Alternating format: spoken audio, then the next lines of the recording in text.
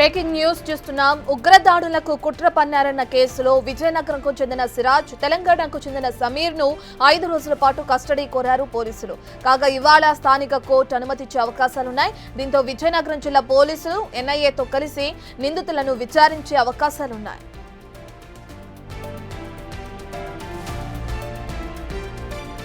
అయితే ఈ కేసులో ఇప్పటికే విచారణ చేపట్టిన ఎన్ఐఏ కీలక విషయాలను వెలుగులోకి తెచ్చింది.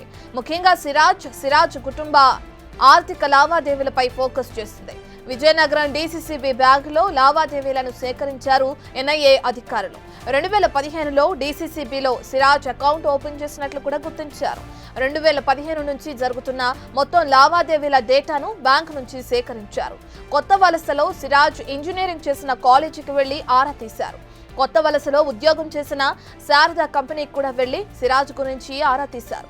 సిరాజ్ మొబైల్ డేటా మొత్తం సేకరించి అతని కాల్ డేటా ద్వారా కీలక సమాచారం రాబట్టారు. కాల్ డేటాలో ఉన్న క్లోజ్ ఫ్రెండ్స్, కుటుంబ సభ్యుల ద్వారా కీలక సమాచారం సేకరిస్తున్నారు.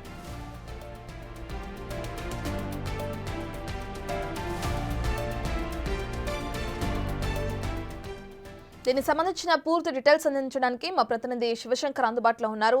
రైట్ శివశంకర్, సిరాజ్కి సంబంధించిన విచారణ ఏ విధంగా కొనసాగుతుంది? ఇప్పటి వరకు వెలుగులోకి ఎటువంటి విషయాలు వచ్చాయి? దీని తర్వాత ఎటువంటి విచారణ కొనసాగే అవకాశం కనిపిస్తుంది?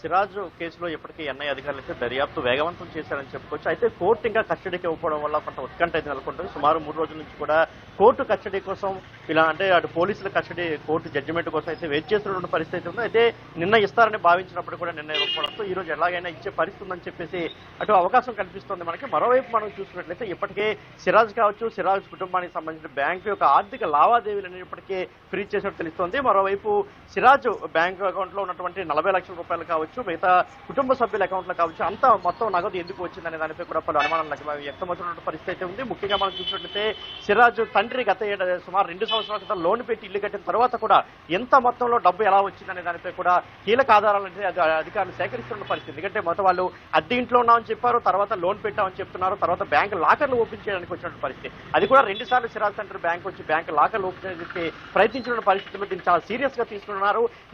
నిన్న చూసినట్లయితే బ్యాంక్ అధికారులు వచ్చి మొత్తం డీసీసీబీ బ్యాంక్ లో మనం చూసుకున్నట్లయితే సిరాజ్ అకౌంట్ సంబంధించి మొత్తం డీటెయిల్స్ అండ్ 2015లో ఆయన అకౌంట్ ఓపెన్ చేసిన దగ్గర నుంచి మొన్నటి వరకు మొత్తం డీటెయిల్స్ అన్ని కూడా తీసుకున్న పరిస్థితి అయితే ఉంది. అయితే అదేవిధంగా నిన్న ఒక మఫ్టీ అధికారిని కూడా ఇక్కడ బ్యాంక్ దగ్గర వాళ్ళు నియమించిన పరిస్థితి. ఈ రోజు మొత్తం పోలీసులు డీసీ బ్యాంక్ తన అండర్లో తన కంట్రోల్లో ఉంచుకునే పరిస్థితి కూడా కనబడుతోంది రత్న. మరోవైపు మనం చూసుకున్నట్లయితే ఏదైతే మొత్తం సిమ్ లో సిరాజ్ యొక్క మొబైల్ ఫోన్ లో ఉన్న సిమ్ లో మొత్తం డేటాను అయితే ఇప్పటికే సేకరించారు. ఎవరెవరితో ఆయన ఎక్కువగా ఫోన్ కాంటాక్ట్ లో ఉన్నాడు, తన స్నేహితులు ఎవరు, బంధువులు ఎవరు, కుటుంబ సభ్యులు ఎవరు అనే దానిపై పూర్తిగా ఆరా తీస్తున్నారు. ఎవరితోనైతే సిరాజ్ చాలా క్లోజ్ గా మూవ్ అయ్యేవాడు, ఎవరైతే సిరాజ్ యొక్క క్లోజెస్ట్ ఫ్రెండ్స్ ఉన్నారో వారిలో కొంతమందిని ఎప్పటికే ఎన్ఐ అధికారులు నిన్న కలిసినట్లు తెలుస్తోంది. వారి ఇళ్లకు వెళ్లి సిరాజ్ గురించి ఆరా తీసినట్టు కూడా తెలుస్తున్నటువంటి పరిస్థితి అయితే ఉంది. మరోవైపు ఇంకా సిరాజ్ ట్యాబ్ ఓపెన్ చేయాల్సి ఉంది. ఏదైతే సిరాజ్ ని పోలీస్ కస్టడీకి ఇస్తే ట్యాబ్ను కూడా ఓపెన్ చేసి మరింత కీలక సమాచారం రాబట్టే అవకాశం కనిపిస్తోంది. మరోవైపు మనం చూసుకుంటే ఇప్పటికే 3 సీఐతో అటు విజయనగరం రూరల్ సీఐ కావచ్చు, భోగాపురం రూరల్ సీఐ కావచ్చు, విజయనగరం 2 టైమ్స్ సీఐ వీళ్ళు 3తో పాటు డిఎస్పీని వీళ్ళకి అధికారిగా నియమించి వీళ్ళందరితో కస్టడీ పిటిషన్కి ఇచ్చిన తర్వాత వీళ్ళతో విచారించే అవకాశం కనిపిస్తోంది ఎన్ఐ అధికారుల సమక్షంలో.